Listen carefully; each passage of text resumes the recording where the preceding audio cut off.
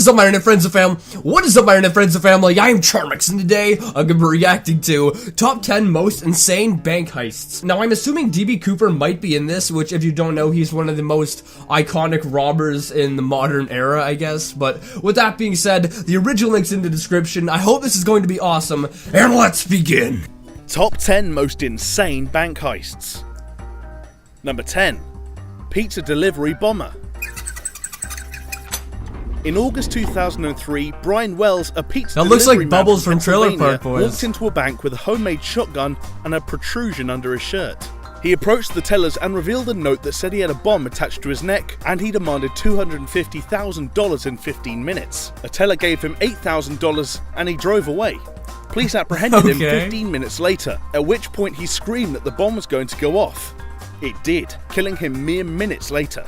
Police uncovered a plot in which Wells was taken hostage and forced to go to several banks, and do this in order to get the code to defuse the bomb. This batshit conspiracy took a turn for the weirder when it was revealed that Wells was in on it the whole time. Well, except for the fact that the code was never going to work, and the bomb was going to explode and kill him regardless. And he knew about that? Number 9. Craigslist bandit. A dozen people responded to an advert posted on Craigslist for road contractors at $28.50 an hour. The ad told anybody who was interested to wear a yellow vest, safety goggles, a respirator, and a blue shirt, and wait outside the Bank of America in Washington one morning in autumn 2008. They turned up, but didn't notice a guy in the exact same outfit who pepper sprayed a guard just outside the bank and stole containers of cash. He ran straight past, using them as identical decoys before escaping down a creek on a rubber ring. That's smart. The perp, Anthony Curcio, was caught a month later after a homeless man gave evidence about him. His prison sentence ended in 2013, and he now makes a living giving inspirational talks about how to avoid a life of crime. Number 8. Kerala restaurateurs. On December 30th of 2007, 80 kilograms of gold and over $400,000 was stolen from a bank in the state of Kerala in India. The bank was on the second floor of a building above a restaurant, which the thieves rented for about $750. They bought new furniture and claimed the restaurant was under renovation before drilling through the ceiling right into the safe room.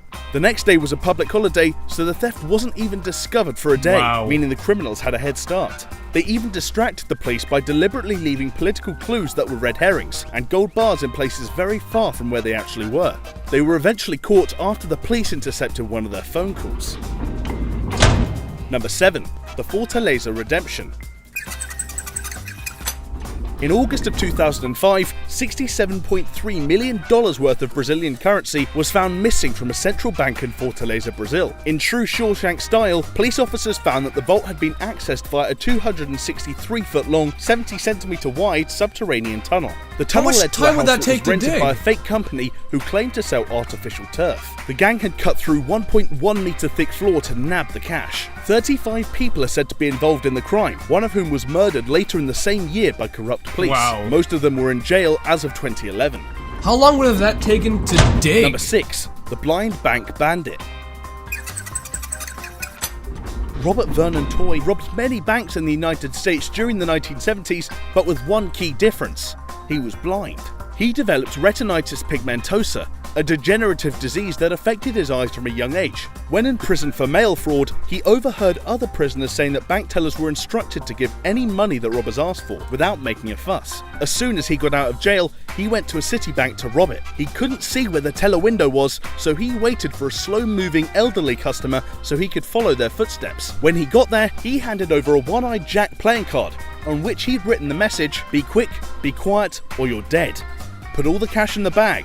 I have a gun." He was so discreet that a security guard even helped him out of the door before he escaped to the airport. I guess he repeated this routine in New York and Las Vegas at least 9 times before he was arrested in 1983. Number 5. The change of heart. Slidell, Louisiana.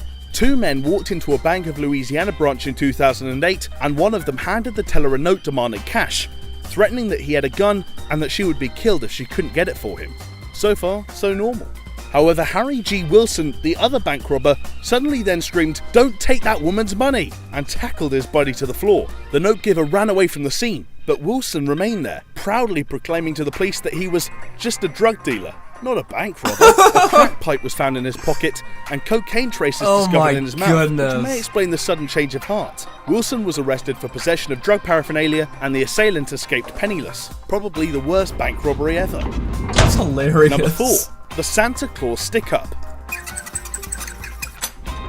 On December 23, 1927, a man dressed as Santa walked down the main street of Cisco in Texas. He spoke to some kids, who were understandably excited to see Santa, and he patted them on the head and answered their questions. After that, he walked into the First National Bank along with 3 armed men and held the teller to ransom. This Santa was a crook named Marshall Ratliff, who stuffed money and bonds into a sack while holding a pistol. A little girl saw the Santa outfit from outside and burst into the bank to say hello to him, but her mother then realised the scenario was less than innocent and shouted a warning to police outside. This kicked off the police were right outside of the bank? Ever seen, as Santa and the thieves took 2 little girls hostage and went on the run. Days later, the girls were found alive, and Ratcliffe and co were apprehended by December 30th. The local people were so angry that he wasn't put to death for his crimes that they formed a mob, broke into the jail, and lynched him the next day. Wow. Number 3. The Belfast Heist. In Belfast on December 19, 2004, men posing as police officers knocked on the doors of 2 Northern Bank executives, Chris Ward and Kevin McMullen. These men entered their homes and abducted them and their families, taking them hostage. They were told to go to work again the next Monday and act as if nothing was wrong or their families would die. That night, criminals broke into the bank twice and took $15.7 million worth of money, the largest amount ever in any UK robbery. McMullen's wife escaped and raised the alarm, but by then it was too late. The gang had made a getaway with the money. Police first thought it was the IRA who perpetrated the attack, but nothing is actually known of the assailants to this day. How could you kidnap them because the police there don't have Number guns? 2. The lawful robbery. This bank robbery is considered one of the biggest of all time, despite the fact that it may not have actually broken any laws at all.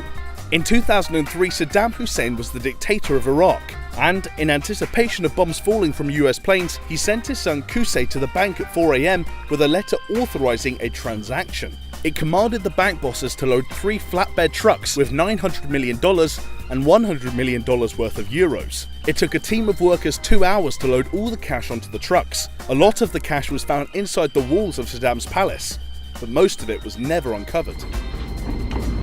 What was he going to do with all the money anyway? The hacker heist. A group of Russians called the Karbanak took $1.02 billion from several different financial institutions all over the world. Impressive on its own, but even more incredible when you consider that they didn't even have to leave the house. No, they didn't use magic.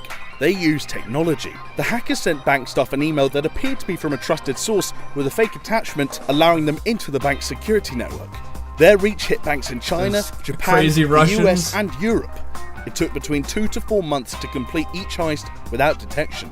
They were even able to make cash machines dispense money at any time of day they wanted, without using a credit card at all. The Karbanak cyber gang are still at large to this day. Wait, so they never got caught? They stole $1 billion and they didn't get caught? How? Anyway, guys, I hope you liked this video. This was very interesting. And that last one, where they took $1 billion and it looks like they didn't even get caught. That is unbelievable, really. But with that being said, if you like this video, make sure you give it a thumbs up, possibly share it with a friend. If you're new, subscribe and join the family today. And if you're interested in more reactions, check out the Critical Bastard where I do some there. And I'll see you guys next time. Woo!